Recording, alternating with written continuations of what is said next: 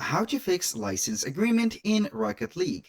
Hello guys and welcome to this new tutorial. Many of the players have encountered a problem with playing on Rocket League, and that problem is going to be setting up the license agreement, and they mentioned that the player has not agreed to the policies and also terms of services for the game. So basically, you need to set up something. So you are going to enter to your Rocket League setting. Here, unfortunately, I haven't did the update, so I cannot access the Rocket League game. So I'm going to show you here for the steps that you need to follow. Basically, you are going to enter to your game. You're going to select settings from the main menu. It should be right here approximately. So you're going to select from the settings, you're going to head over the extras. So when you click on extras, you're going to have these type of settings. So you are going to see the legal agreements. You're going to click on the first, second, third, and fourth, and finally fifth one.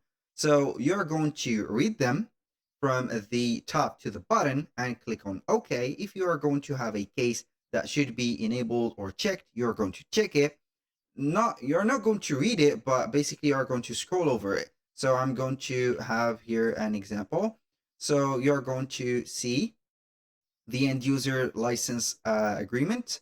So you're going basically to scroll down from the top to the bottom, and you're going to click on OK on all of these cases. So you're going to have this and term of services, privacy policy, SCT Act, and Payment Services Act. You're going to scroll down from the top to the bottom, and then you're going basically to click on OK on each one of the policies right there, and normally you are going to get that problem solved in the most cases. So if you find that this problem was not solved by just putting here the acceptation for your license agreement and also the term of services, privacy policy, and etc., you need to reinstall the game or uninstall the game from Epic Game Launcher. So you are going to head over your library like this. But before uninstalling the game, you are going to be recommended to verify that we have a no update yet for that specific game. So you're going to type in here Rocket League. I think that I have already installed it, but I couldn't find it in my library. So you're going to see usually in here the quick launch here, the Rocket League game. So if it is going to be on the update, let's say queue, you're going to update that game and then relaunch it.